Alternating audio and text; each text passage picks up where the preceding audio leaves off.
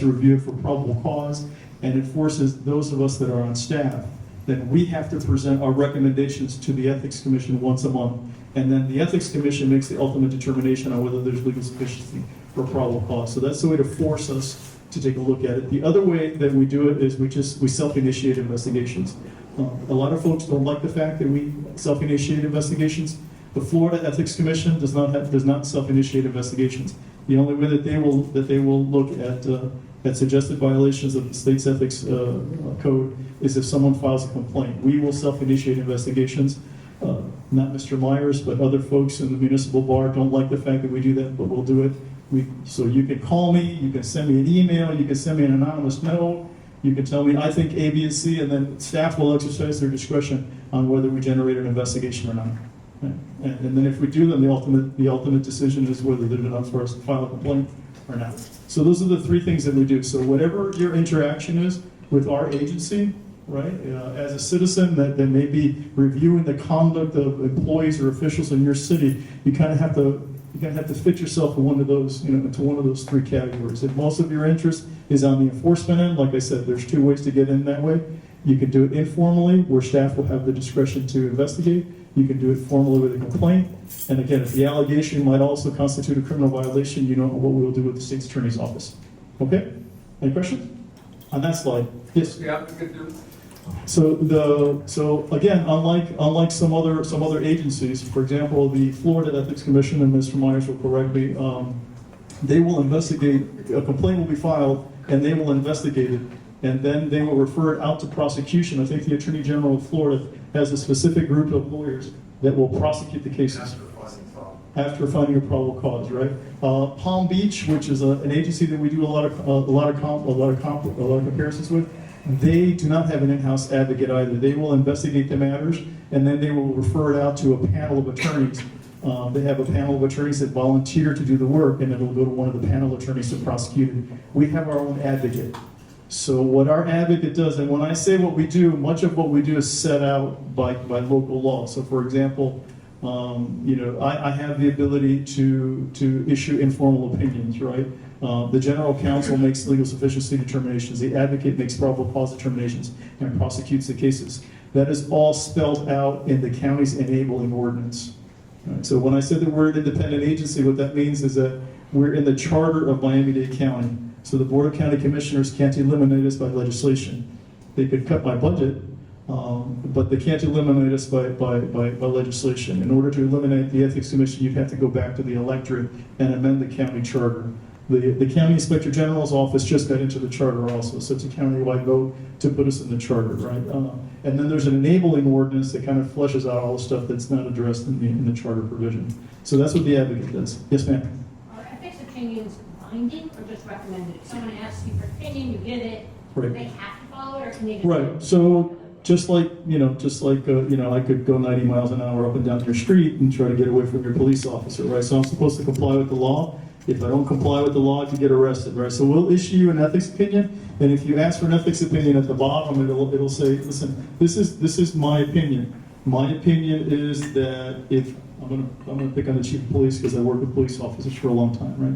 And he can defend himself. So let's say that I find out that the chief of police got this really, really good gig with this International Police Association, and he's having his secretary at the police station do all of his work for him, right? Right, so I might give him an opinion that says, listen, you can do this, but you can't have your secretary prepare your syllabus for you and set up all your meetings, and you can't do that because you're using public resources for private gain, right? Does he have to follow it? Well, he has to follow it in as much as if he doesn't follow it and I find out about it, then we can file an ethics complaint against him. So the enforcement mechanism is always getting caught and facing an ethics violation, right? And then, of course, if it's a criminal matter, then the enforcement would go through a criminal prosecution. Yes, sir. Are there statute of limitations on this, or does it apply? There is a statute of limitations, right? So we try to get everything in within 3 years. Right. Yes, ma'am. And about how many opinions do you have per year, per month, or? So we used to issue 300 plus opinions, right? But many of the opinions, what we refer to as INQs, which are informal opinions, those are opinions issued by staff, right? That I sign off on, that I make. For elected officials, I'm the only one that issues the opinions. For other folks, the lawyers in our office will issue the opinions, I'll sign off on them, the general counsel signs off on them. But a lot of those used to be email opinions, right? So, going back, the chief might send me an email, I would respond to it in an email, and then we'd write a number on it. When I came on board, I didn't like that. So we now issue opinions, that they're formatted opinions, they follow a particular format, and we probably issue, I would say, 200 opinions a year. And again, you'll find out in a second that the ethics code applies to elected officials, board members, employees, lobbyists, certain vendors and contractors that are dealing with government in the county and in all 34 cities, and at Jackson Health Systems also, and at the Children's Trust. So everyone is covered, and we do that, with our 17 employees. Right? So this is just again down here where it says one of the things that comes up from time to time is we'll get a referral that says, and I'm not going to be specific to your city, but this happens in other cities also. We'll get a referral that says, X person did this and he should have asked for an opinion and he didn't ask for an opinion. So just to be clear, there is no obligation in the ethics code for anyone to ask for an opinion, right? There are certain folks have to sit for training, but there's no obligation that you ask for an opinion. So you can ask for an opinion. Some elected officials are religious about asking for opinions, right? They will ask it for an opinion. There's one county commissioner whose name is, I guess I can mention her name. Her name is Rebecca Sosa. She'll be off the dais now. Commissioner Sosa will probably ask, we probably do one opinion a month for her, right? And other elected officials never ask for an opinion. So there's no requirement for elected officials to consult. Right? And the way that they reach out is also a matter of personality. Some elected officials will call me up directly. I'll pick up the phone and it'll be, hi, this is Commissioner, hi, this is Barbara Kramer, right? And we'll talk directly. Some of them will reach out to me with their municipal attorney on the phone, say, hey, this is Commissioner Johnson, and Robert Myers is with me on the phone. Some of them will not talk to me at all, and they will only reach out to me through counsel. There are some county commissioners where an assistant county attorney will call me and say, I have a client on the commission who has this, who would like this guidance, and they'll give me a fact pattern, and they won't tell me who it is, and I'll issue the opinion to the lawyer. And again, it's just kind of the flavor and what the nuances are of the relationship between that particular elected official and our office. To know me is not to love me. So some people feel comfortable speaking to me. Some people have probably rubbed the wrong way over the years, and so they try to avoid me. So yeah. All right. So this is what we have jurisdiction over, right? And this is another thing. So, and I'm going to tell you in a second what we don't have jurisdiction over, right? So the Ethics Commission has jurisdiction over county and municipal ethics codes and conflict of interest ordinances. So if you're a municipal employee, going back to my friend the chief, right? So if you're a municipal employee, right, and police officers are so used to this because they like to say that there's at least 6 bodies of law that govern their conduct and their right.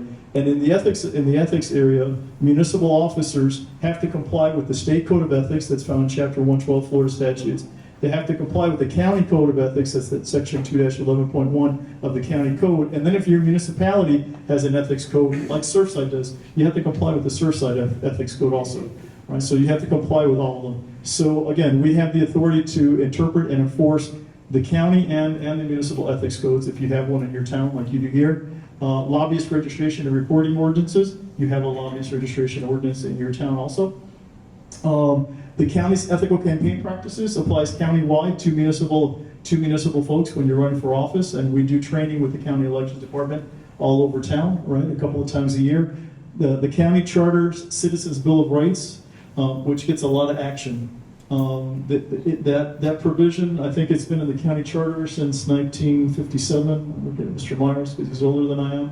All right. Somewhere along the way in the late 90s, somebody thought it was a great idea. I don't know if Mr. Myers was there at the time. He was the first director of the Ethics Commission. Somewhere along the way, someone got a great idea that it would be good to give the Ethics Commission the authority to interpret a charter provision that's been on the books since the late 1950s to interpret it and to enforce it, right? So it has some interesting provisions in them. Some of them mimic a state statute, and I'll talk about that in a little bit. County Employee Protection Ordinance, it's a whistleblower ordinance that applies to county officials that we have a role in. There is an opt-in provision. The county passed an ordinance a couple of years ago that gives local governments the ability to have their own employee protection ordinance and to involve the ethics commission if you choose to. I'm pretty sure that I got that right. And there's a county public sector honor code also that applies only in the county, not in the municipalities. And then here's the part that is a little that's a little difficult to conceive. So we are obligated to provide training on public records and on public boards, right? So we're obligated to provide training, including to elected officials, on Chapter 119, on Chapter 112, on Sunshine Board meetings, which are all state statutes. So we have to train, and so as part of the training, we have to answer questions. And we don't have the authority to issue opinions, and we don't have the authority to enforce it. So if there's a violation of Chapter 112, or there's a violation of Chapter 119, either public records or public meeting laws, I'll take it from you, I'll package it, and then I'll refer it over to the state attorney's office, right? Because they do have the authority to enforce it if it's a knowing and voluntary. I mean, if it's a knowing violation of the statute, right? The Attorney General's office also issues opinions on Florida's public records laws. Question. Yep. Can you clarify which ordinances are responsible for the conduct of county certified elected officials? Right, so it's going to be the state of Florida's ethics code, which is found in Chapter 112 Florida statutes, right? It's going to be Section 2-11.1 of the County Code of Ordinances, which is the county ethics code, and then it's going to be your own ethics code, which I have not committed the section to memory, but it's up there in one of our slides. 2-226, something like that, yeah. But it's labeled in your code of ordinances as Surfside, conflict of interest and ethics code, right? And I think I have a reference up there. Okay. This is, and by the way, this is it right here. So it's section 2-226, and I did commit it to memory about that. All right. The language is a little different than the county ethics code. Whether that particular section is aspirational or not, that's something to be decided at some point later on, I guess. But that's the Surfside code. I don't know if my friend Mr. Myers wants to jump in at this point or not. But that is the Surfside code that applies also, right? And what it does, in my opinion, in that section, it kind of draws a few sections, it draws from different sections of the county ethics code and kind of packages it into one paragraph. Right, so that's a Surfside code. Right. And this is what I was talking about a little bit. This is from your code also, from 2-227, or the Surfside code, and it talks about what I just said. So the code of ethics for public officers and employees that I just shared with my new lawyer friend here in Chapter 112, and then the county ordinance, and then the provisions, and then Section 2-226 in your own code. All right. You have an honor code, just like I said. We have the authority to enforce the county honor code. We do not have the authority to enforce the Surfside honor code, right? Correct. But that's what it is. That's an obligation that applies to your elected officials and appointed officials in your town.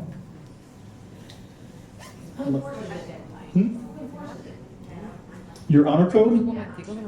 I think it's aspirational, or I don't know. I know that there's another provision that the commission can enforce, right?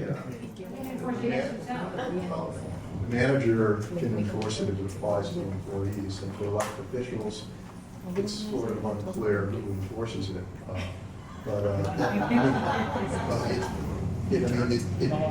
The argument I would make, I realize this is a public forum, but it's sort of subsumed under the town ethics code, which arguably gives jurisdiction to the Miami-Dade Ethics Commission to enforce.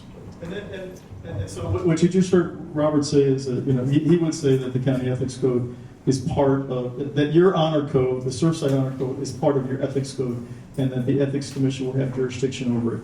Sometimes that's accurate, sometimes it isn't accurate. So for example, in one of your sister cities in North Miami Beach, I know that they amended their ethics. I think that they tried to amend their ethics code a few years ago, but for whatever reason, the provision, there's a particular provision in the code, they didn't put it in the ethics code section, they put it in a different section. And so when we tried to enforce it, their city attorney quickly corrected us and said, you don't have jurisdiction here, get out.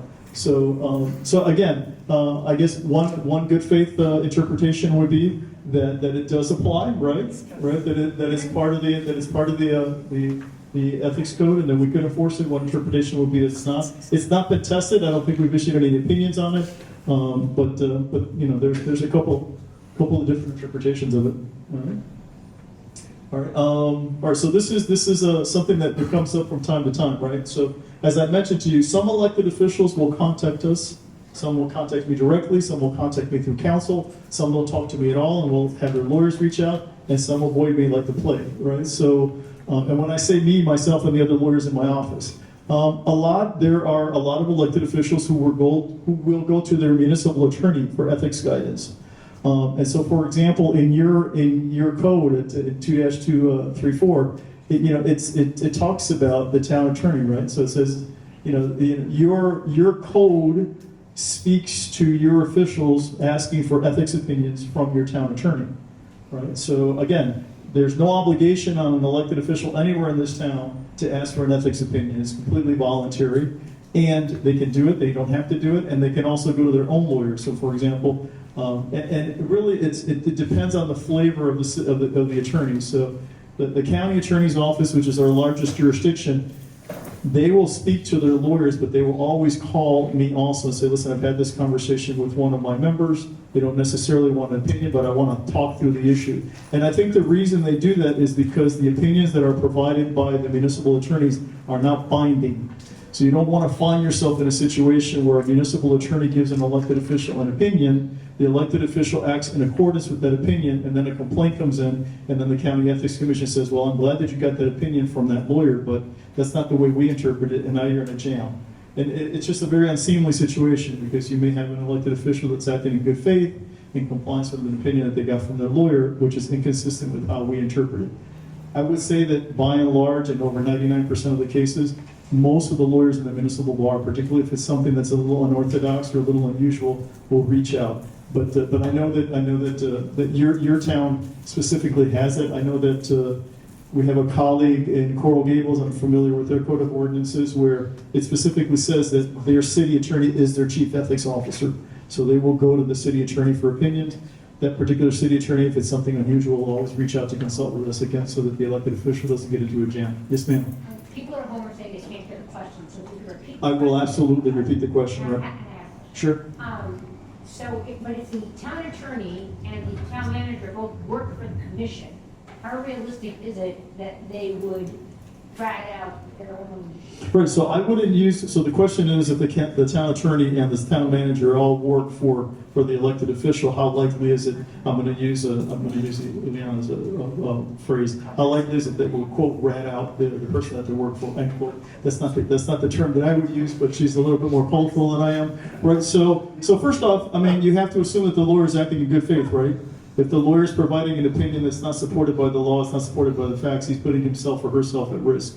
And I know most of the members of the municipal bar, by myself, are not going to risk, their ticket to practice law by engaging in professional malpractice, right? I don't think they're going to do that. Plus, if they give an opinion that is incorrect, right, and then one of you fine folks reports a transaction, and the Ethics Commission takes the position that that's a lousy opinion, we don't agree with it, then I think that the municipal attorney is going to find themselves in a very uncomfortable position of having told their client, yes, this is how I interpret it, you can do this, and then being told by a county agency, no, that's the wrong opinion and you can't do that.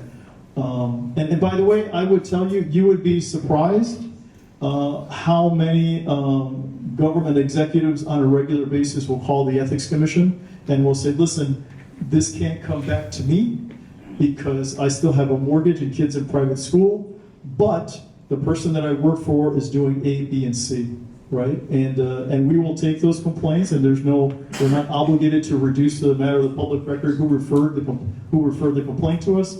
I was speaking to someone here about a former elected official in another jurisdiction who threatened to sue us because we would not disclose which member of his staff reported alleged misconduct to us.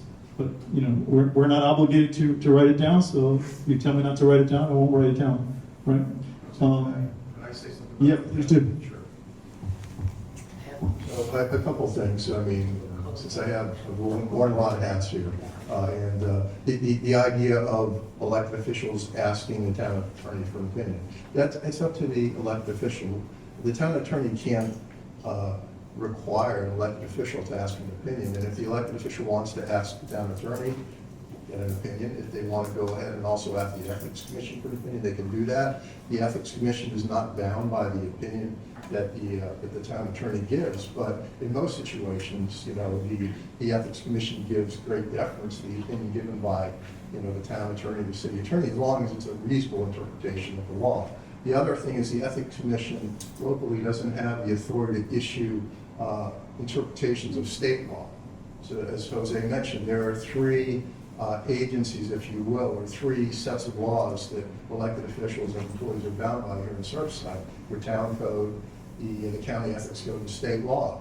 But the only agency that can give opinions about state law is the Florida Commission on Ethics or the town attorney's office. So if you were to go to the to the Ethics Commission alleging a violation of some state provision in the ethics statute, the Ethics Commission locally would have to dismiss it.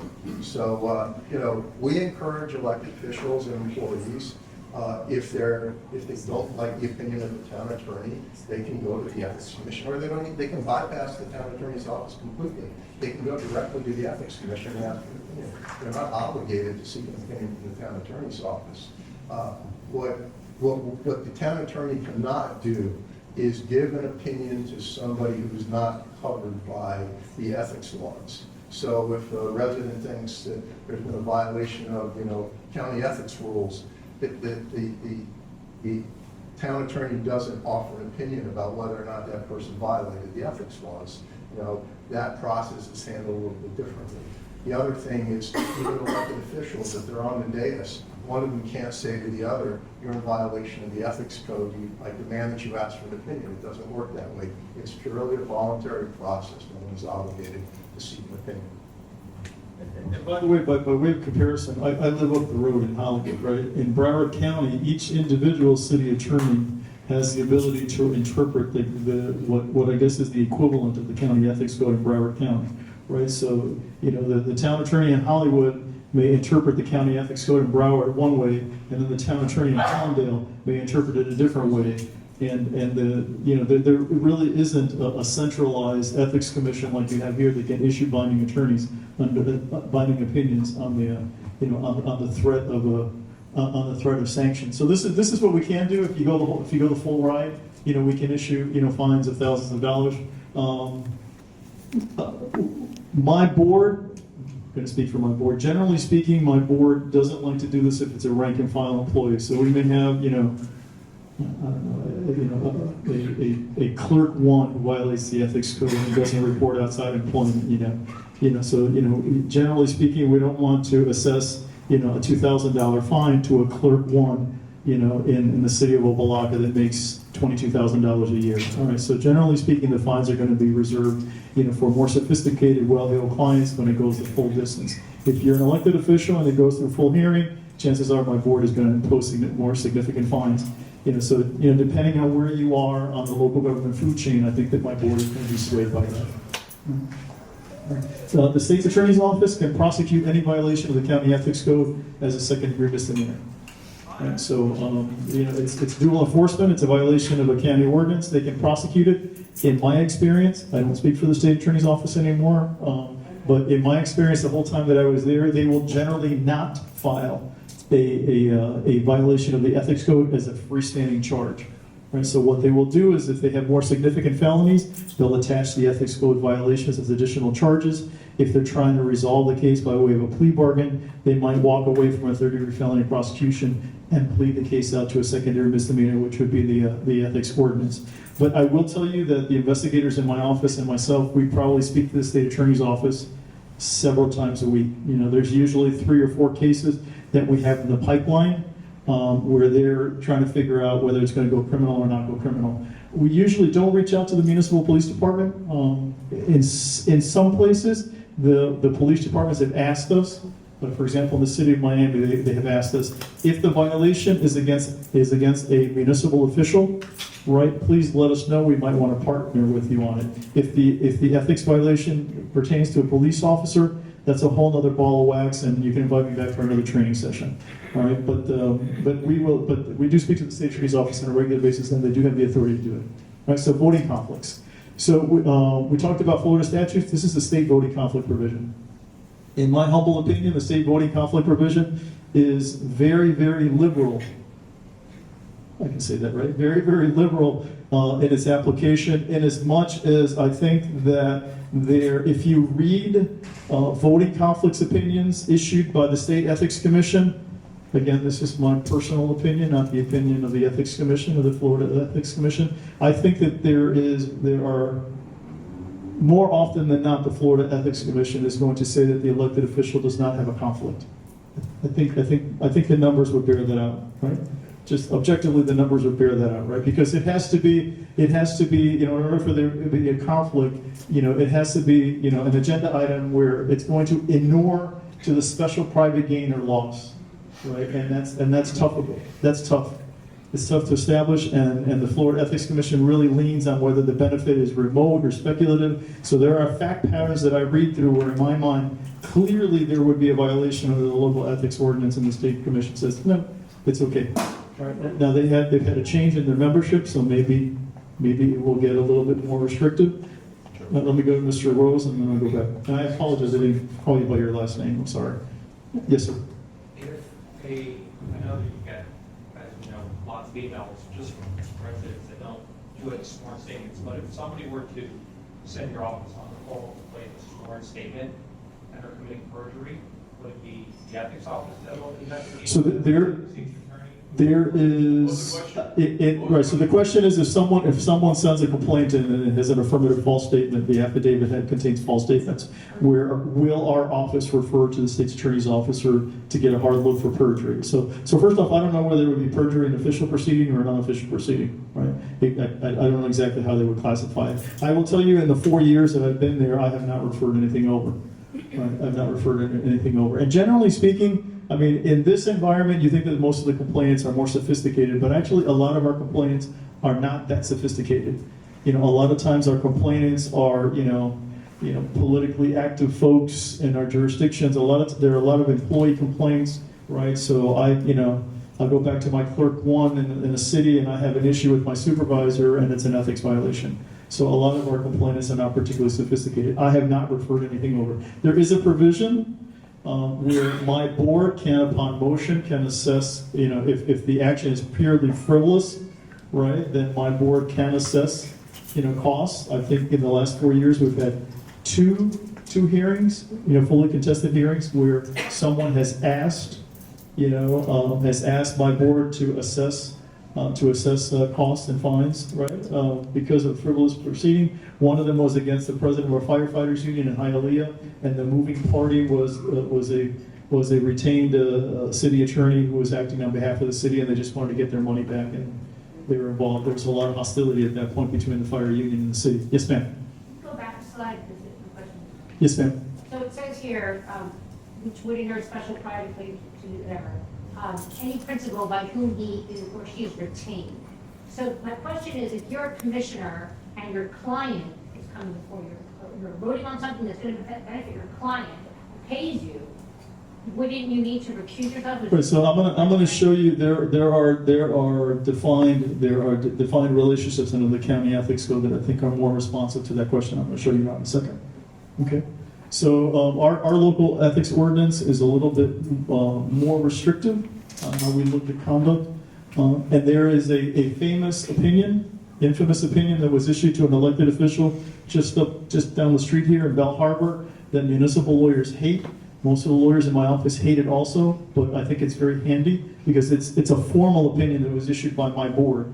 It wasn't issued by staff. It was an opinion issued by my board. I think it might be, I don't know, 15-04 or something like that. I'm not sure, but it lays this out. So if you look at the county ethics, the voting conflict provision in the county ethics code, which by the way was written by lawyers and was amended by lawyers many times over the years, and it is almost psychedelic to try to interpret it. So this is kind of the best way to interpret it, is this way. So if you're the voting member, right, and you have one of those relationships up there with someone that's going to be affected by your vote, direct officer, director, partner of counsel, consultant, employee, fiduciary, beneficiary, your analysis ends there.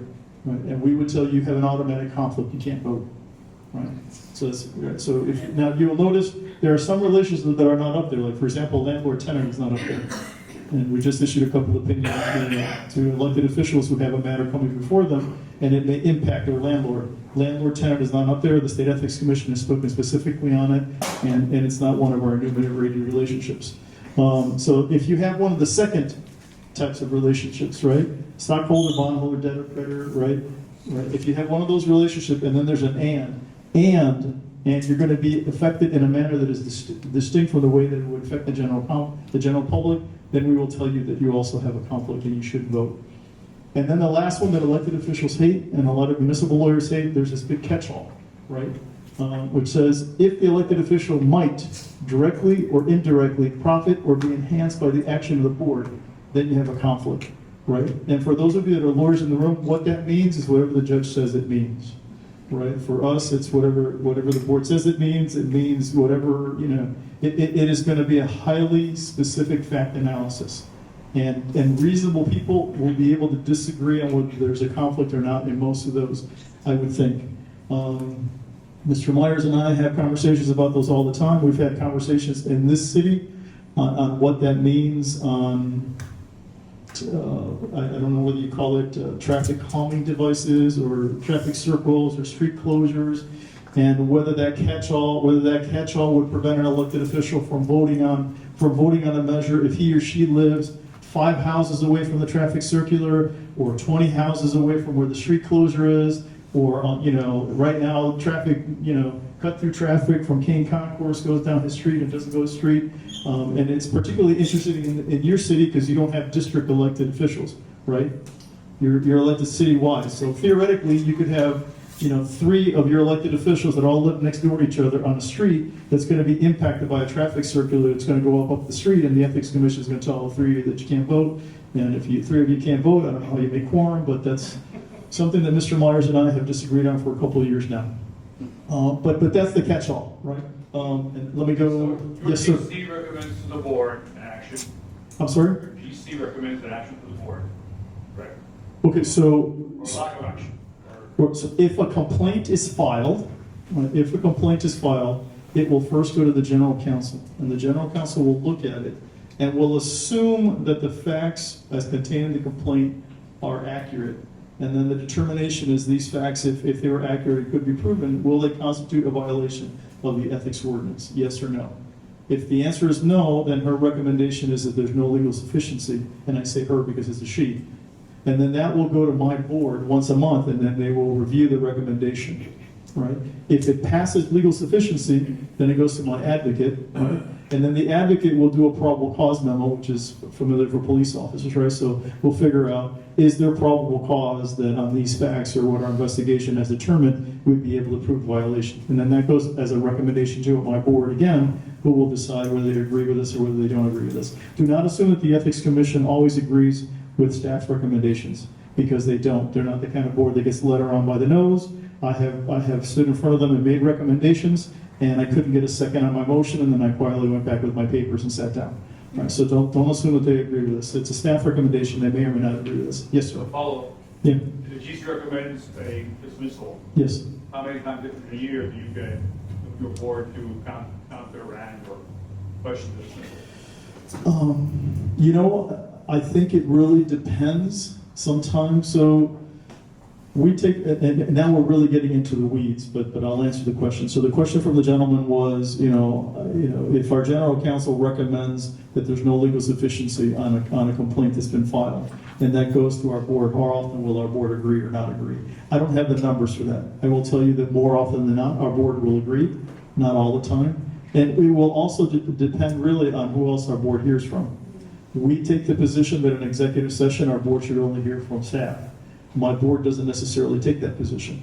So if you're the complainant or the respondent, my board may allow you to address legal sufficiency, and it turns into a little presentation. Let me go here and then I'll go back to you. Yes, ma'am.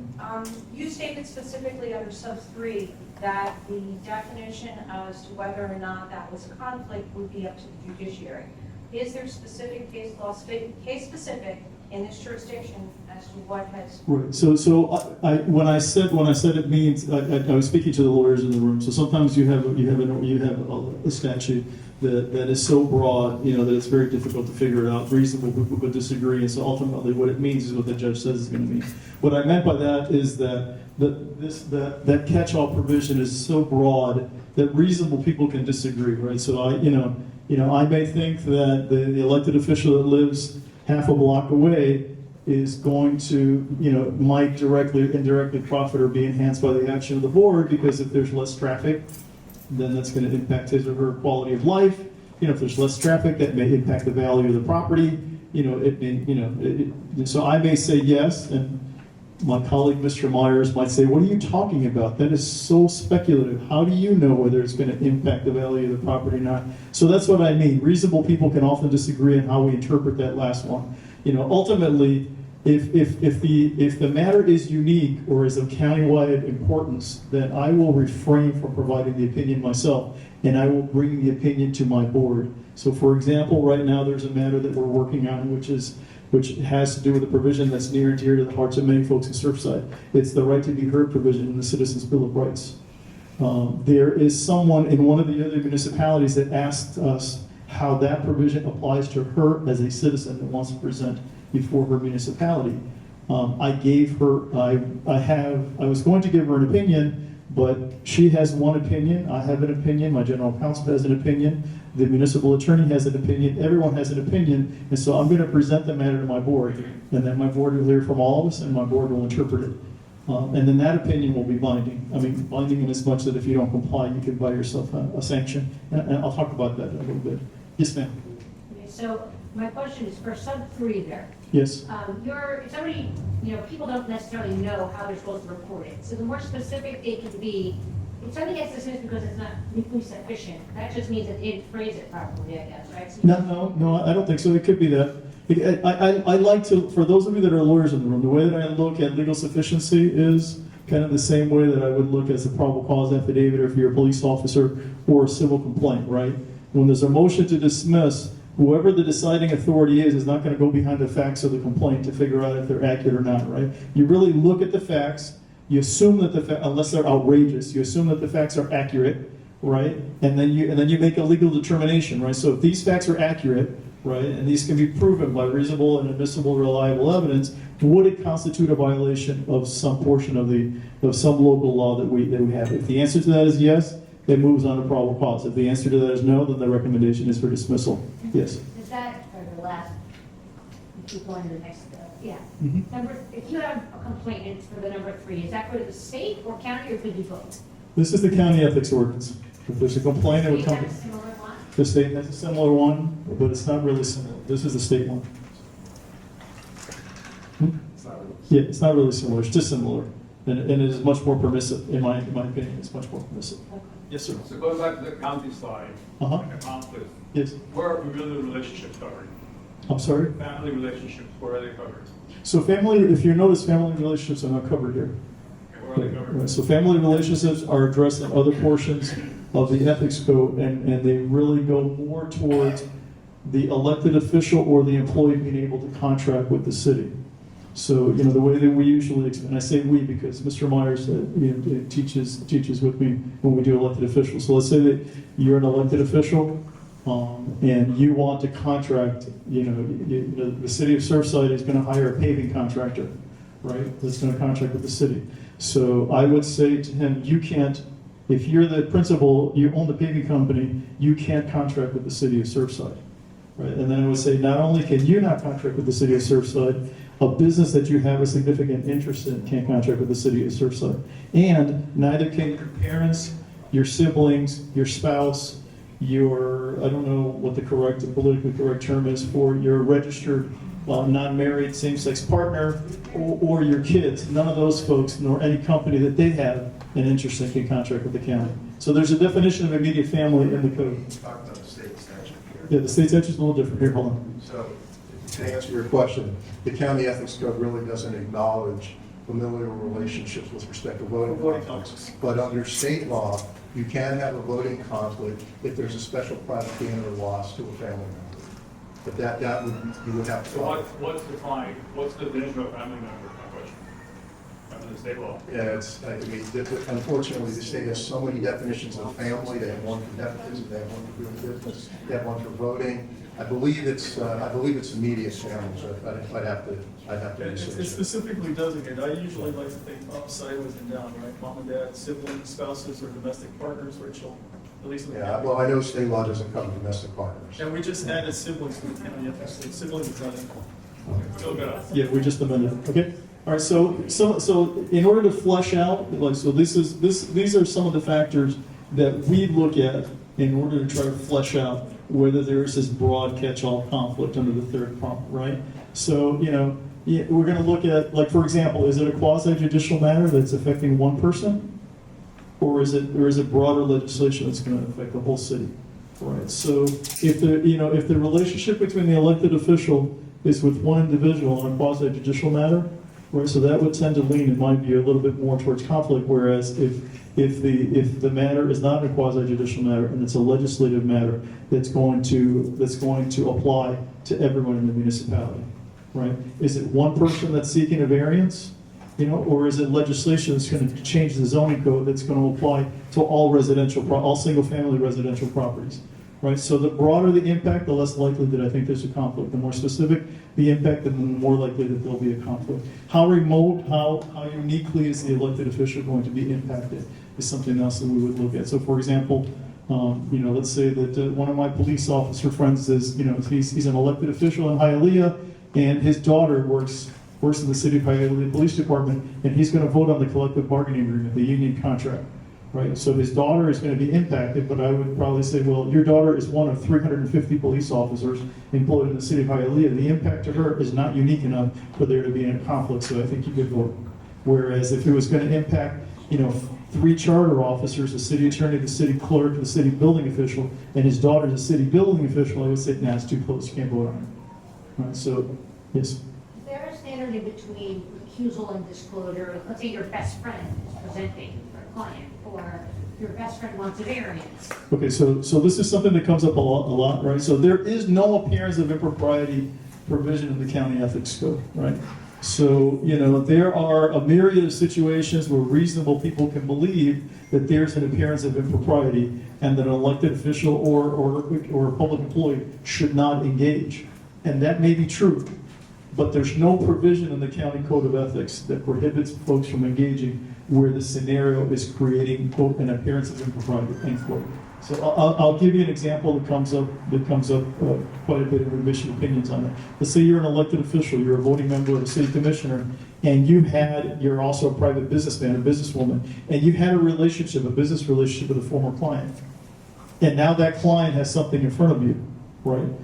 The business relationship is ended.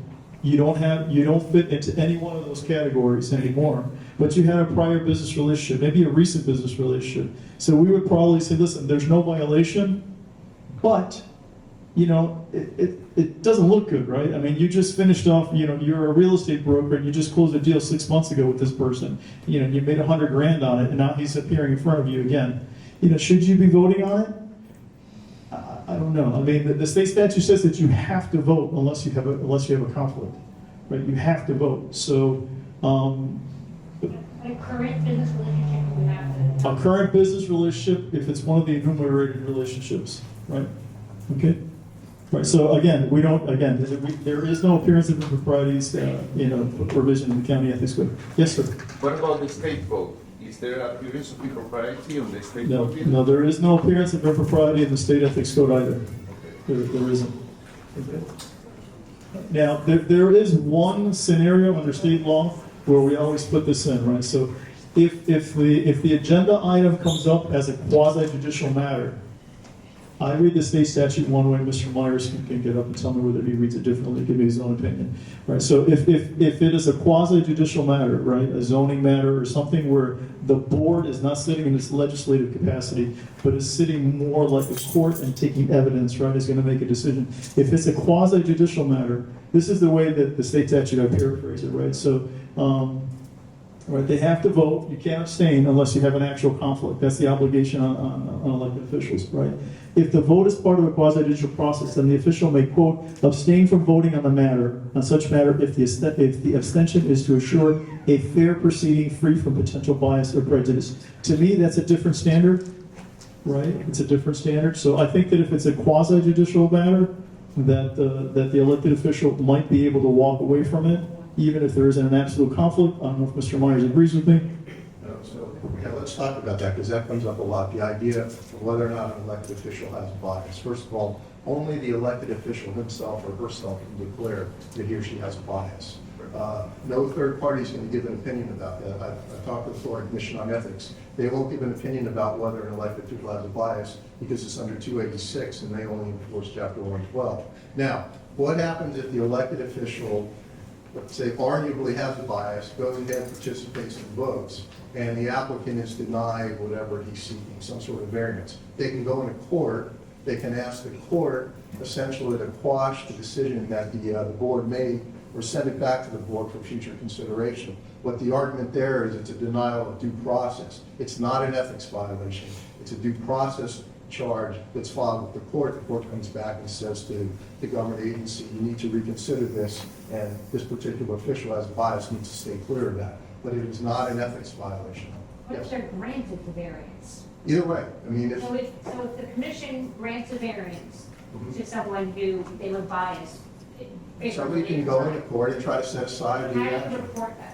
Under what? It's not reported, you gotta go into court, you gotta get the court to set aside that decision of that board. It's not considered a violation of 112, it's not a violation of, county code, it's not a violation of the, So who would you report? you can't report, there's no You have to reporting. file a civil action. You have to go into court You know, they still got- and get the court to try to set aside the decision of that board because of the bias. It's been done. I mean, I recall a case where the applicant was denied and they went into court seeking, a finding that their due process rights were denied, and the court, it's ridiculous, the court said, because he argued that the board wasn't listening to the applicant's presentation. They had already made up their mind. And the court said, well, they weren't listening to the other side either. So, But do residents have standing? They're not a party to that. You know what I'm saying? If the person is asking for a variance, and they get granted the variance because of bias. you have to show you have standing somehow. If you're gonna walk into a standing analysis, Yeah. then you could probably spend, So I hear what you're Semester in law saying, school. but you can set aside decisions of government agencies if there's a denial of due process or a decision was made unfairly, but it's a hard hurdle to overcome. I find that more often than not, when this comes up, the city attorney and I are in agreement, because the city attorney doesn't want to wind up having to litigate, a claim that there's a due process violation, right? So generally speaking, they will quietly or subtly be encouraging the elected official not to vote. In my experience, when we provide these opinions, I say there isn't a conflict under the state statute. Here's this, there isn't a conflict under the local ordinance, under the local conflict of interest ordinance. But it is a quasi-judicial proceeding. You might want to consider this. I have found, generally speaking, that the elected officials will not vote, or at least in the ones that have given opinion, that have asked for opinions and have given opinions, they will not vote. And I use that mortgage broker position because there's an elected official in one of your sister cities that just asked recently, where he's a real estate broker, is involved in a big deal, and the developer wasn't coming back for a variance, and he decided not to vote after he asked for an opinion. So moving away from voting conflict provisions, from the voting conflict, there's a whole variety of other prohibitions that are contained in the county ethics code. I pulled some of those out so that we can talk about them. If you read, there's probably half a dozen or a dozen financial conflict provisions in the county ethics code. And just when you think you figured it out, there's another layer, and it's stinky like an onion. It's very difficult to comprehend. So if you have a question, I would encourage you to reach out. But if you're an elected official, speak to your municipal attorney or reach out directly, because they're kind of convoluted, so I just kind of broke them down. So this would be the big one, right? So an elected official may not participate in any official action directly or indirectly affecting a business in which he or a member of his immediate family has a financial interest. That's not a vote, right? And really this really applies, in my experience, more to government executives, right? So, you know, the chief of police is gonna contract with someone to do a training video, right? He should not be involved in deciding, you know, in deciding who gets a training video, you know, if his daughter, who was a police officer in our last hypothetical, in this hypothetical, she's a videographer and a producer, right? So he shouldn't be involved in anything having to do with that if his daughter is gonna be involved in it, right? Yes, sir. Voting is not an official action, right? We analyze the voting, the voting conflict, we analyze under the voting conflict provision.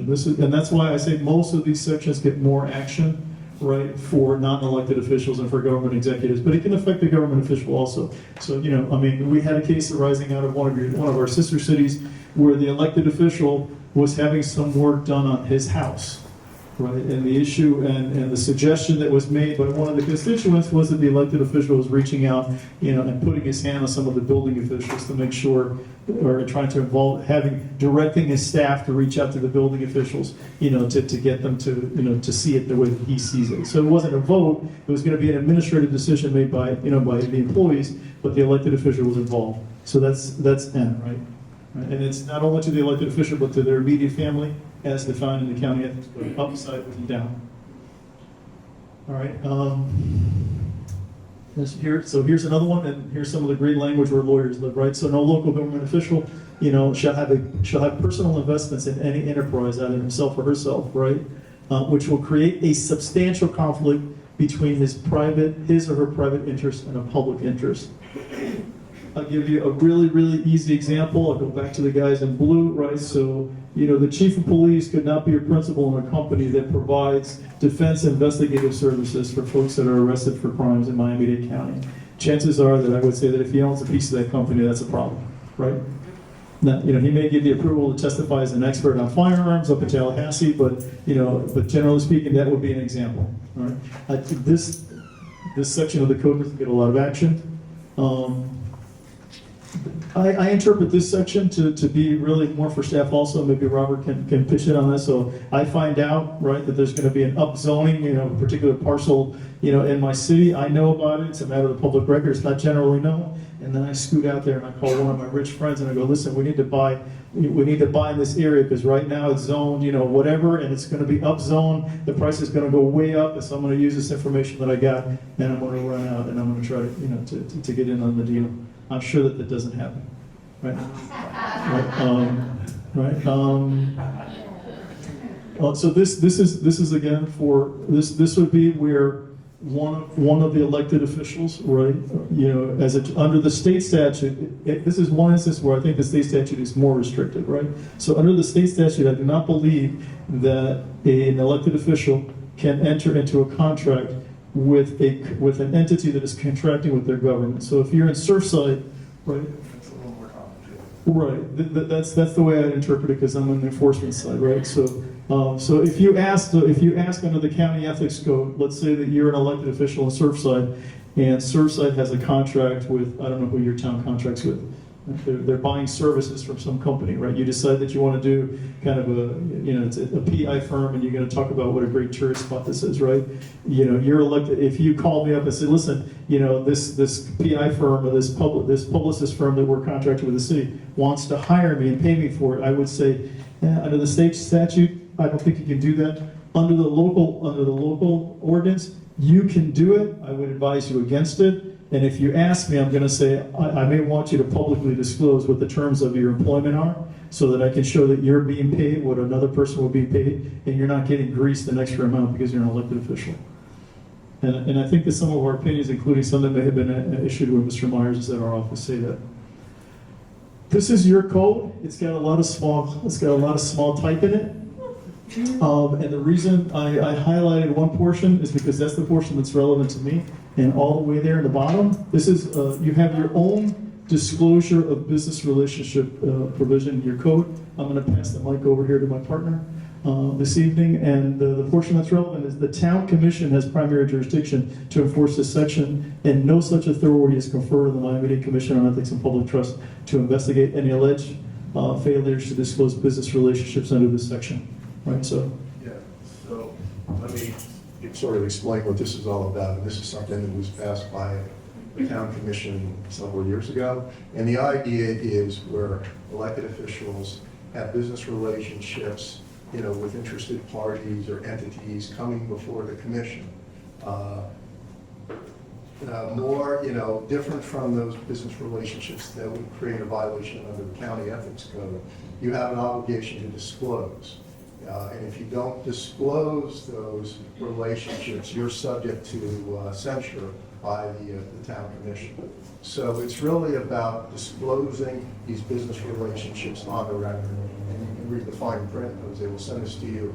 There are about 5 or 6 different categories, and if any of those categories exist, you're supposed to disclose the relationship. If you knew it at the time on the record, if it's something you realized after the meeting, you're supposed to disclose it in writing.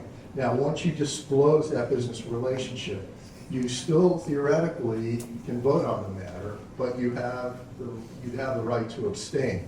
If you don't disclose the relationship and somebody files a complaint under this section of the town code, the town commission makes a determination about whether or not that official should be censured.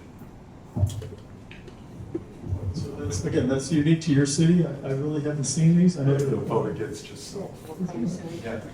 What's that? What kind of sanctions? I'm sorry, ma'am? What kind of sanctions? Just censure. It's a censure. Sanctions. It would be a public censure. I dropped something here, so. Don't do that again? You want your folks to come with the rest of it.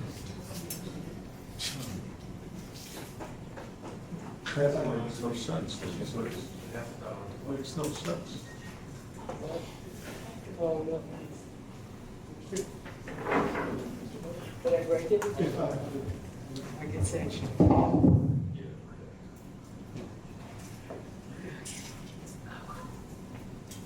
We need a cushion on these chairs.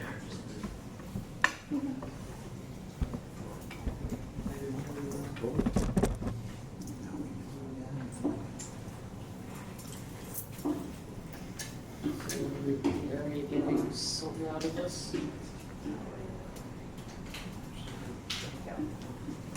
You, a little bit, yeah.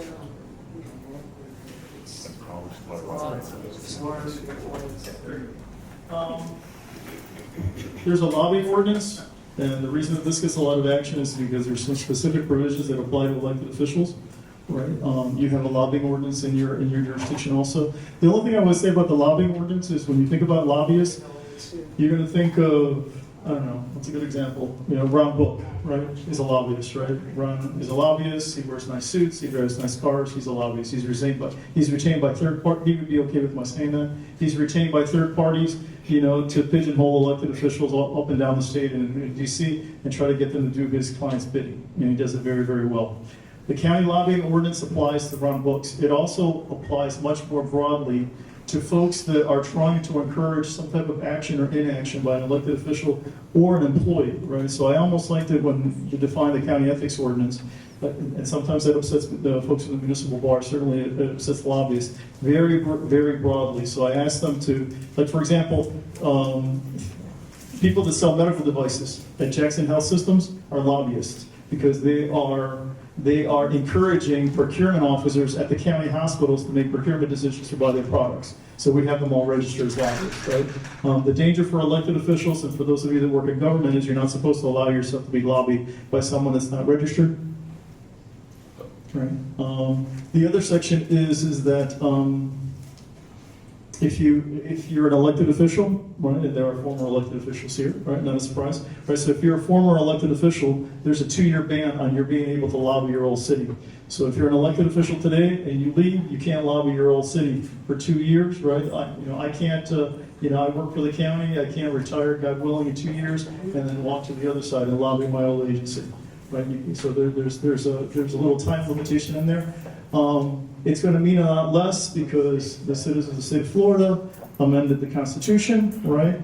And so very, very soon, if you were an elected official, you're not going to be able to lobby, just broadly speaking, you're not going to be able to lobby anybody for a long time. And if you're an elected official and you haven't taken a look at that, and you're a lawyer and you're thinking about lobbying, that might impact you, right? And that takes effect on this at the end of the year, right? Okay. All right.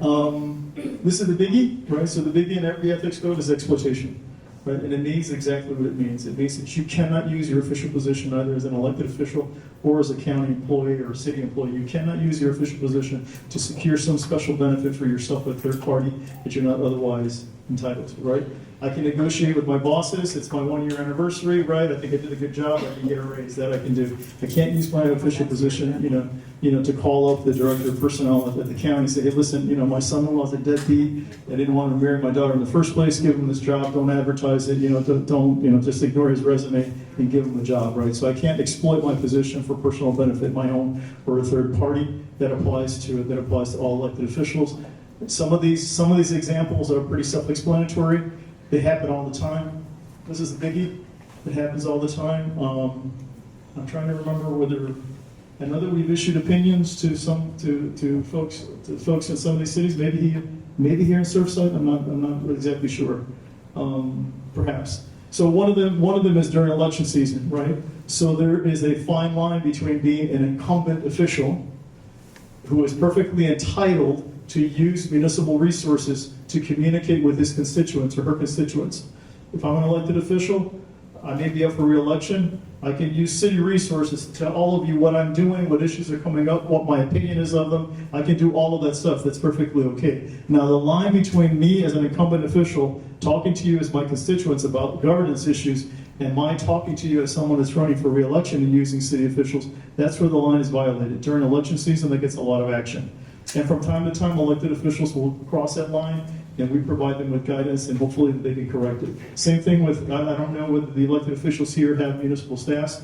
At the county, each one of the county commissions has pretty much their own office. They have between half a dozen and a dozen employees. They have significant budgets. They have a lot of money, and they kind of operate as their own individual little, entities. So during election cycle, the folks that work for the elected official when they're up for re-election, they're going to want to support their boss, right? Because they want to keep their job. That's perfectly fine. They can do it. We can't do it on county time. They can't use county resources. We have a couple of cases working through the County Ethics Commission now that will see the light of day probably in the next couple of weeks, which will give you kind of a good example. It's a danger, particularly if you've been an elected official for a long time. You become very possessory with your staff, and they're not your personal valets. They take direction for you, but they work for taxpayers. And so that one gets a lot of action. Same thing with using municipal resources. If you spend a lot of time at Government Hall and you have an outside gig, right? You can't use government resources for your outside gig. Right? Yes, ma'am. What about, parking, for example, everyone has to pay for parking, you get parking pass, and you're going to park wherever you want, and then when you do ticket, or if you're out, certain hours you're allowed to work during, and you work longer. If you have a business and you have to be done by 6, but you've done it, you're still working till 8 o'clock, and no one enforces it. I mean, if I'm a municipal official here in Surfside, and I get a parking ticket, I'm not going to reach out to the captain and say, hey, can you take care of this? I'm an elected official. That would violate the ordinance, right? If generally speaking, enforcement is lax and people park places and it's not, then I wouldn't think so. I mean, you really have to go out of your way to use the position, right, in order to secure the benefit. But yeah, asking the police to fix a ticket, asking them to look the other way, what happens on a fairly regular basis, not only here but statewide, as an elected official will get stopped, and the first thing out of their mouth is, what's the phrase? Do you know who I am? Right? And whenever I see that, my hope is that the police officer will say, yes, I know who you are, and the booking officer at the jail is going to know who you are real soon too. But that's just, I'm a recovering prosecutor. All right. Okay, so,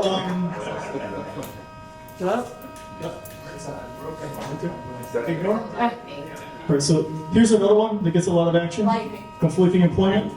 Okay.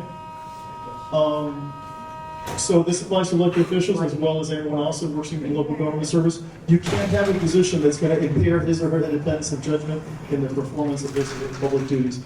We give out dozens of these opinions every year because if you work for the county, you cannot engage in outside employment unless you ask for permission first, and your department director can deny it because he or she doesn't want you to engage in outside employment. It's a privilege, not a right.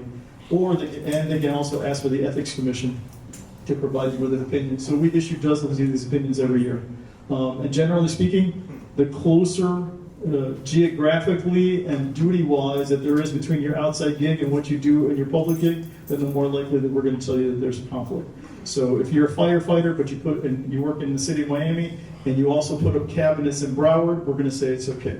right? If you're a police officer in Surfside and you want to work as a defense expert on traffic reconstruction matters that occur in Surfside or in Bay Harbor Islands or on the beach, we're probably going to say, no, that's not okay. All right, so the closer the relationship, the more likely we're going to say that there's conflict. All right. Question. Yes, So- ma'am. So in Surfside, given that the commissioners, the mayor are not compensated, I mean, what is that? Right, so in most municipality, in most local government, right, with the exception of, I don't know, Medley, Medley and Hialeah and Sweetwater, who have, and Hialeah Gardens. I think there's 4 jurisdictions in Miami-Dade County where you do not have a manager form of government. You have a situation where the elected mayor is also the chief executive and has a full-time job, and they're all he's, and they get paid a full-time salary. Everywhere else for elected officials, the outside, what they do during the daytime for a living, that's their outside employment, right? So if their outside employment is such that it's going to create a conflict with the discharge of the public duties, then they can't do it. I've never really quite seen one of those scenarios where we've said no, but I mean, if something is going to come up all the time, so theoretically, if you have outside employment and it's going to affect what the discharge of your duties on a regular basis, we would say that there's a conflict. I have not issued one of those opinions in the last 4 years. I don't think I've seen one. But yeah, for elected officials, what they do during the daytime, that is their outside employment. That's their outside Our employment. county mayor is the manager. Our county mayor So, is the manager. The county mayor, right, so the county mayor gets paid a full-time salary, right? So because she's an executive or quasi-executive mayor, so she gets paid a full-time salary also. And a lot of the members of the mayor's staff also engage in outside employment, and they always come to us for opinions also, because they're so close to the mayor. Right, I just kind of threw this in there, it's kind of obscure, but I'll give it 2 seconds, since I think we're a little bit of time. Right, so, and this is a scenario in larger cities where you have appointed boards. So for example, I'm an elected official in the county or in the city of Miami, right? I'm a city commissioner or I'm a county commissioner. And the county's or the Gables, the city's historical structures board is going to consider historic designation on a particular property. Ultimately, their recommendation is going to come to me as a city member of the city commission, right? So I decide I'm going to prime the pump a little bit. So I decide I'm going to appear before the historic preservation board. I'm going to stand there as a city commissioner, and I'm going to advocate in support or in opposition to the matter that they're considering, knowing full well that it's going to come before me later on. Right, so that it's that situation, right, where you're advocating, you're not supposed to advocate as an elected official, right, on behalf of a third party for pay before your own board. Under the local ethics code, I don't think it applies to other boards, right, but we always tell the elected officials, please don't do that. Or if you're going to do that, we put all sorts of restrictions in there, please, say, hey, I'm here in my personal capacity. I know that I'm the elected official, but, don't see me that way. I don't know how effective that is, but it's kind of an obscure provision that comes up every now and again. All right, this is what I talked about. This is kind of an unresolved issue, in my opinion. And this really applies to, citywide changes in traffic patterns or, something that's a citywide zoning change that may affect a bunch of folks. And how is it going to uniquely impact the voting member? And that's something that we're working through. We were going to present it to my board for a specific opinion. I met with the League of Cities Attorney Group. We worked on it for months and months, and then ultimately we decided not to present it. I just issued kind of a lengthy opinion to the city attorney in Hialeah. If you're interested into what the thought process is, I'm happy to share it with you. What is an example of that? An example? Sure. Elected official in Hialeah lives in a townhouse complex. There's about 120 townhouses in the complex. If you know Hialeah, you know that the Palmetto and 103rd Street or 49th Street crisscross, right? It's kind of a big intersection. So if you go just west of the Palmetto, there's a frontage road. Just west of that, there's a big church. There's a psychiatric mental health hospital. There's a school. There's a bunch of parking garages. And if you go one street west of that, there's a townhouse complex. Right, so the matter before the commission was the hospital wanted to increase its size by 1/3. right? Increase the square footage by 1/3, and that was going to increase the number of patients and the traffic, right? So the issue was, does the elected official have a voting conflict, right? So he doesn't have any of the enumerated relationships that we talked about, so we're in the big catch-all, right? So is it likely to impact him? And if it is it going to impact him in a manner that's distinct from the rest of the community? Yes, sir. So that was one that we went through. A question on conflict when it comes to attorneys. A lot of commissioners, mayors are attorneys with big law firms. Do they have to disclose their clients, or do they have to disclose that, they work at a law firm? It is not unusual for us to issue opinions to elected officials that are lawyers. The question from the gentleman was what happens if the voting member is a member of a law firm, and do his clients or his firm's clients, might that impact voting conflict analysis? The answer to that is yes. I know that we've given a couple of lengthy opinions to Francis Suarez in the city of Miami when he was a commissioner, and then later when he was a mayor, we gave an opinion to a city commissioner in Hialeah who was also an elected official and was a lawyer. So we do give opinions, and those opinions are very, very convoluted because we look at everything that you can think of. We look at going back to your question. In that particular opinion, we looked at, was it going to drastically change the nature of the neighborhood? The answer to that was no, because it was already kind of a commercial district, a commercial area. And if you can throw a softball from your front yard and hit the palmetto, I don't think adding more square footage to the hospital is going to impact it. And I'm not being facetious. I mean, it's that close. It was one townhouse out of 120. He's not going to be uniquely impacted. The townhouse was completely enclosed by a wall. It had one ingress and egress. So it wasn't like traffic from the hospital was going to have to drive through. There wasn't going to be any cut through traffic. So that was kind of our thought process, and we said no, there wasn't a conflict. I don't know if he ultimately voted or not. Yes, ma'am. What's the rules about gifts, or like lunches, that lobbies take you lunch, or if you go after? Right, so I didn't include the gift provisions in here, but just just kind of. Yeah, the question is, what are the gift prohibitions in the county ethics ordinance? I didn't include it in here, but as a general rule for elected officials and anybody else, the way that I like to think of it is if there is any nexus between the gift transaction and your official function, you should hold up your hand and say, you know what, I'll cover it myself, right? If there's any nexus between the gift transaction and clearly if the gift or the gratuity is being offered, right, to get you to do something or not do something, then that would be prohibited by the county ethics ordinance, and it might be prohibited by state law. But I think as a general rule, a good way to think about it is, this person is giving me a gift. Is the person giving me a gift because they like me, because we're relatives, because we're friends, because Mr. Myers wants to get me a nice bottle of scotch at the end of the year? Or is it being done because I have a pending matter that's going to impact you, and there's some nexus between that and the transaction? And it doesn't have to be nefarious, right? There have been prosecutions in this jurisdiction where the convictions have been upheld by the appellate court, where it wasn't nefarious. It was me, the person giving a gratuity to a building inspector, not because I wanted the building inspector to pass the project, but only I just wanted my file to go from the bottom of the basket to the top of the basket, because the delayed, I had a group of guys on a work site that was costing me money. So it wasn't particularly nefarious. It was a gratuity, but there was a nexus between the gratuity and the official function, and that was prosecuted criminally. So again, just as a general rule, if there's a nexus, just hold up your hand and say no. There are gift disclosure provisions even for gifts that you can't accept. You have to report. So this is the famous Bill of Rights. Okay. The one where someone in 1997 thought they were smart to give the Ethics Commission interpretation and enforcement provision. The three that get all the action in this city and in other cities, right, is truthful information for public service. There's an obligation on commissioners to only provide provide truthful information upon request upon any issue of governance. That's kind of the way I paraphrase it, right? So if you ask an elected official in your town to give you information about something that has to do with governance, they are obligated to provide you with a truthful opinion. A lot of times during elections, we get complaints, right? So this is affirmative information that the elected official knows is not truthful, right?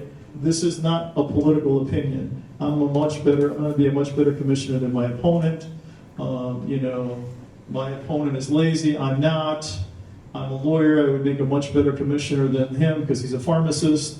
You know, not opinions. These are affirmative false statements made in response to a question that's posed to the elected official, and it has to do with governance. We prosecuted an elected official from Miami Beach a couple of years ago. He was prosecuted criminally, and then we prosecuted him also, by way of disclosure. He happens to be a friend of mine, for making false statements in response to questions that were posed by the media relating to something having to do with his campaign and funding for his campaign account. Right? It gets a lot of action. The only thing that I would say to you is during election season, political opinions, no. Affirmative knowing misstatements, you know, about matters of local governance, perhaps. Right to inspect and copy public records. I have a cottage practice with your municipal clerks in your city, in all cities. So the public records provision mimics Chapter 119. There's been a suggestion made by some of my colleagues in the municipal bar that we shouldn't even be there, that it's preempted by state statute. No one has told me that yet, but that happens all the time. Someone will request public records. They're not getting them fast enough. They're not getting in the form that they're getting it. They're asked for data as opposed to records. And then what I will do is I try to liaise between the public records requester and the public records custodian, and in 90% of the time we fix the problem. Every now and again we don't, but 90% of the time we do. It's a quiet practice that nobody knows about except for the municipal clerks in our office. Yes, ma'am. What about if an elected official, commissioner, says false information at the dais at a meeting in order to support an ordinance, something like this, or if we're going to do, this town does this, so we're going to do the same thing, and the other town doesn't do that. Well, what they're saying is not true. Right, so it really depends on how you look at it, right? So if you take the position that, and I think the language, like I'll share the language with you, it's available online. I think that the language says in response to a request for information. So depending on how you interpret it, if you interpret it conservatively, then you would have to say it doesn't apply, right? Because now if I'm standing at the dais, I'm standing at the podium, and I ask the elected official a specific question, and the elected official affirmatively gives me an untruthful answer, then that might apply. But the elected official, apologies to the elected officials, the elected officials pontificating on the dais about something that's not in response to a specific question, perhaps not. Perhaps not. Yes, sir. So an elected official can lie as long as nobody's asking. Nobody's asking questions. No, that's not what I said. What I said is that provision, that's what the provision says. Yeah, that's what the provision says. No, there's also a fair campaign practices ordinance that talks about certain types of communications that are prohibited, but I didn't include that in here because it's not a campaign class. But yeah. He needs a campaign, I think he needs during a meeting. A commissioner lies. People lie every day. They don't have to. So the way that I respond to that is there is nothing in the county ethics code that specifically says if you lie, that violates the ethics code. Okay. There's a provision in the Citizens Bill of Rights, and I can read you the language, and I believe the language is if in response to a request for information, an elected official or anyone in government, if you call me up and you ask me a question and I affirmatively lied to you, I'm violating it also, right? And again, we have prosecuted folks for that. The gentleman that we prosecuted, his name is Michael Grieco, and he was prosecuted for that. Yes, sir. Is there any instance where that would not apply? You ask an elected official a question, they answer, and it's not true? Right. So one of the things that I did not want to do today is go into the weeds and provide answers and opinions on the fly, to kind of fact patterns that are changing, because it's not fair to me and it's not fair to folks that are listening. But if you believe that someone has done that and you want to refer that as a potential enforcement matter, then we'll certainly consider it. But the language talks about, if I'm not mistaken, the language talks about in response. Right? So that's the provision that gets a lot of action. And then the last one is the opportunity to participate in public meetings, and that's currently the subject of an opinion that's going to be presented to my board. And that's the one I spoke to you earlier on. That was a person in one of our jurisdictions that wanted to present to her board. And when I say wanted to stand at the podium and face the elected officials in her jurisdiction and speak to something that wasn't already on the agenda. Right, so it wasn't an action item, it wasn't an agenda item, but wanted to speak to something that was within the jurisdiction of the board to address. and wanted to do that, and her view is that she was not allowed to do it. Now we polled all of the jurisdictions, including your own, and the county and 32 jurisdictions, 32 cities in Miami-Dade County have an agenda item in their regular agenda. They call it by different names: public comment, good and welfare, right to be heard, where citizens have the right to stand up and address something that is within the jurisdiction of the elected officials, but is not an agenda item, right? There are 2 jurisdictions that do not have that on their agendas regularly. That is from our polling, that's Indian Creek and Pinecrest. And the opinion request is out of Pinecrest. There's a lot of disagreement over it. My board, our office has issued some opinions in the past. And we're trying to work through it. The recommendation that I have made is that if the city does not at least afford that basic opportunity to get up and speak to the elected officials, right? Whether it's 60 seconds or 90 seconds or 120 seconds, unless they afford that minimal opportunity, then I think that the provision of the charter is violated.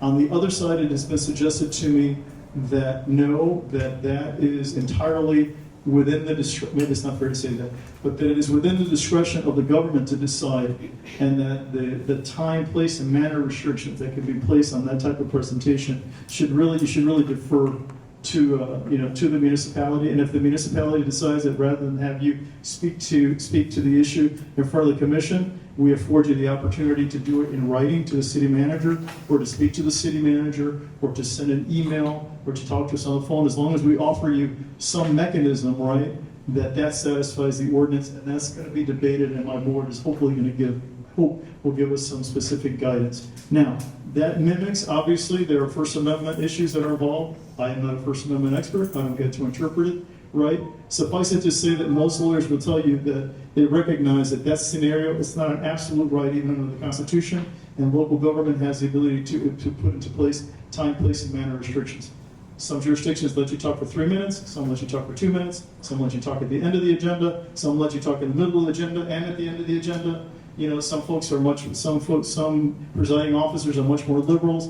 You know, in some places you can't get on the agenda unless you're sponsored by an elected official. You know, you have to fill out a card. In the city of Miami, you can get on, but first you have to give the city manager and the administration a crack at resolving the issue before you get to speak to the commission. All of these are reasonable restrictions. You know, the issue for my board is, when does a reasonable restriction become unreasonable such that it violates the ordinance, all right? But just remember this, right?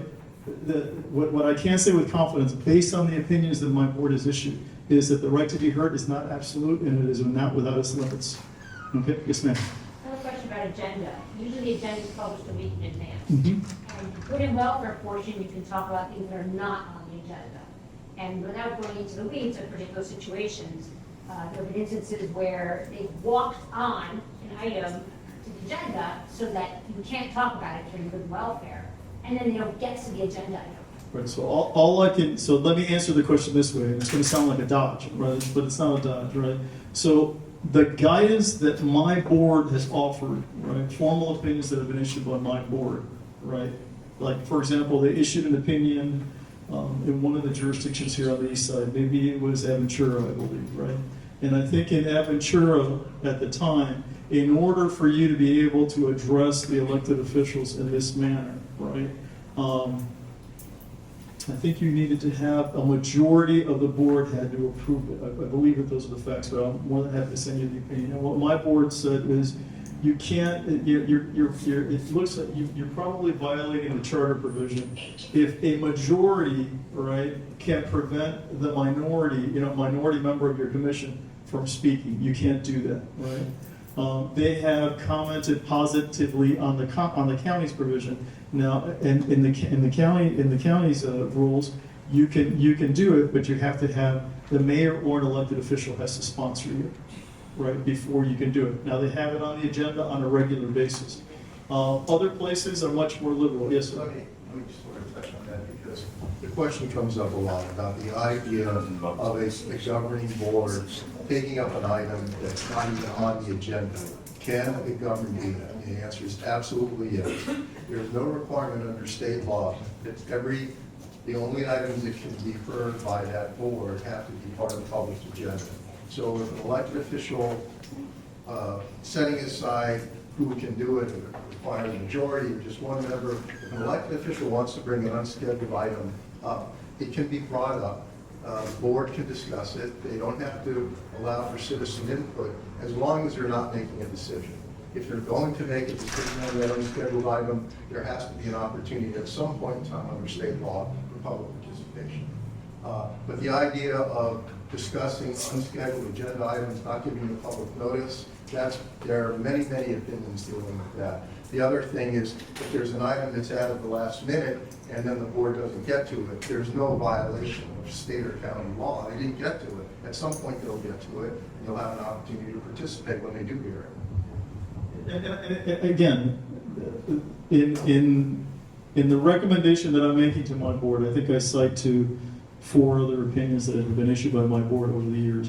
And in each one of them, they're approving of some local rule, a county rule, a rule in Aventura, a rule in other jurisdictions. And it really speaks to how restrictive the local practice is in affording that right and whether or not it is too restrictive. Now, again, I've taken the position it's not my call, and I'm saying this because it's in writing and it's part of an agenda, right? So I think that at a minimum, the jurisdiction has to afford that basic right to a citizen to stand up and address the commission, right?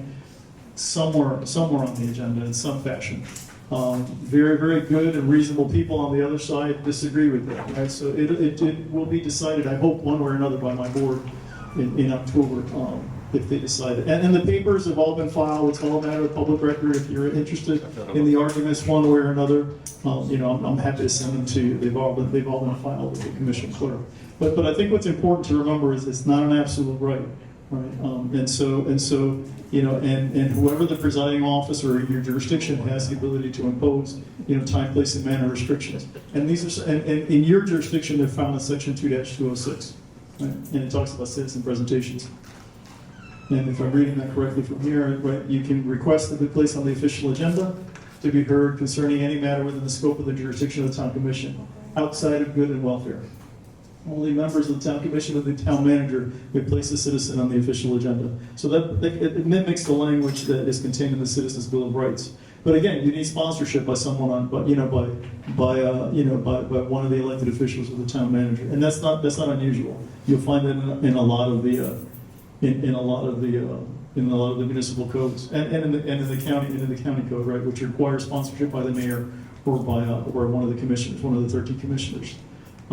So that's it gets a lot of action, right?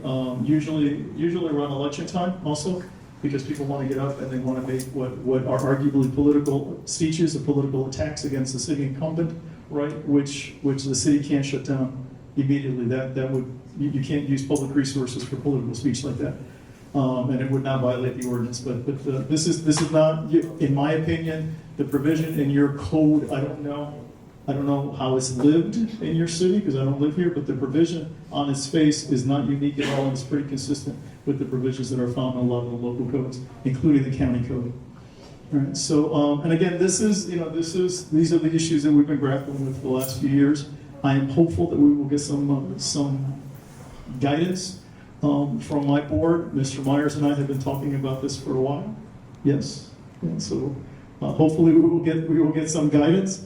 Right, but I mean, it's not rocket science, right? The issues are going to be, what is the level of time, place, or manner restriction that the presiding officer or the jurisdiction can impose on the citizen versus, how open they have to be to allow the citizen, to address, right? I have a question. Yes, ma'am?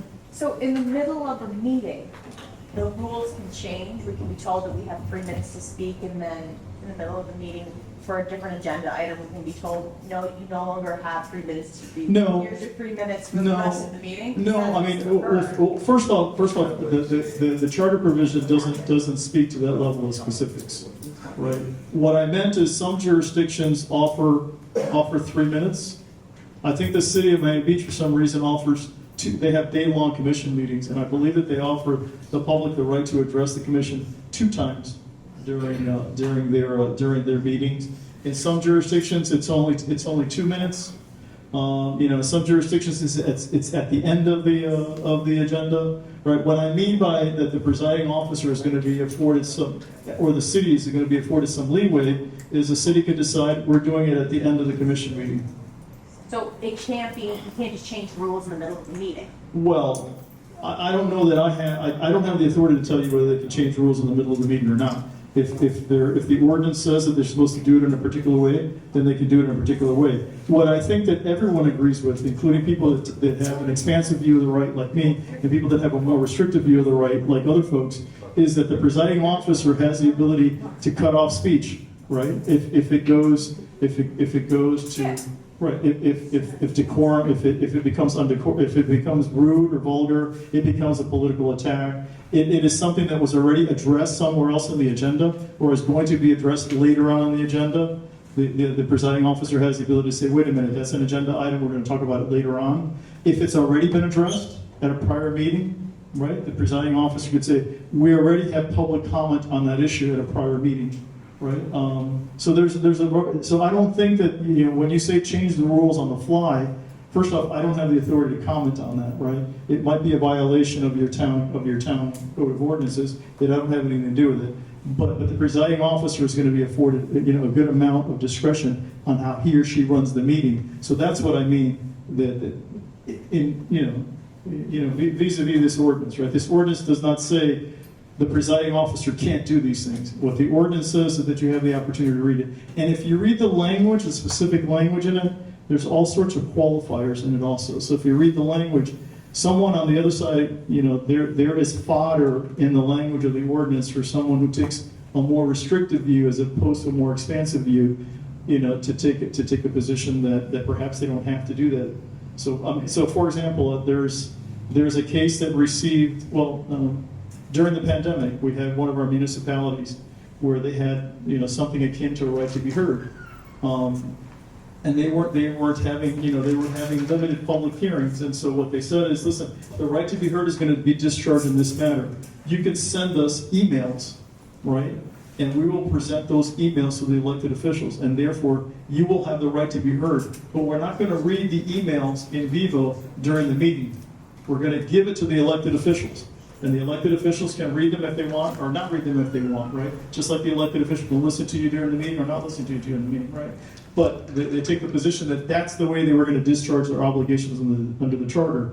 And my commission said under the specific facts of that particular situation that was appropriate, right? So again, hopefully we'll have some more guidance from my commission in October.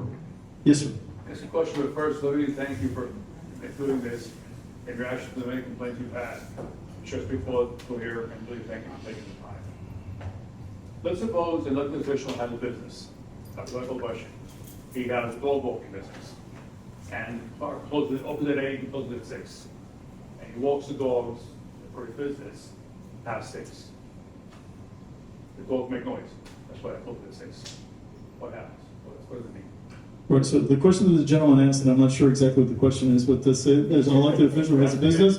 He works 8 to 6, and at some point he walks the dogs, and the dogs make a lot of Elected noise. officials that have business, Uh-huh. walking dogs. Oh, the elected official is a dog walker. Yeah. Oh, that's his or And her he walks business. them into the park after 6. Okay, What's it mean? and he's not supposed to walk them on the dogs after 6? The park doesn't allow that? At 6. Right. Right, so, The regulation says. Right, so let me answer your question by giving you an example, a factual example that I've been involved in. One of the municipalities, they had a big park, right? One of the elected officials liked to play soccer, right? And so the park wasn't open on weekends to the general public, right? There was a procedure through the manager where you had to reserve the park, and there were all sorts of, I guess there were liability issues that you had to go through. And the elected official thought, well, I'm the elected official, so I'm just going to call one of the park guys and have him open the park, and me and my boys are going to play soccer on the weekends there, right? Right. That would constitute an exploitation and might constitute a crime, right? Because that would be a clear exploitation. That is using your official position, something like that. My example, not necessarily yours, but my example would be using your official position to secure a special benefit for yourself or a third party that is not otherwise allowable by law or rule or allowable to the general public. Now, if the rule is not really enforced, right, and and kids can play soccer there all the time, and the park manager's kind of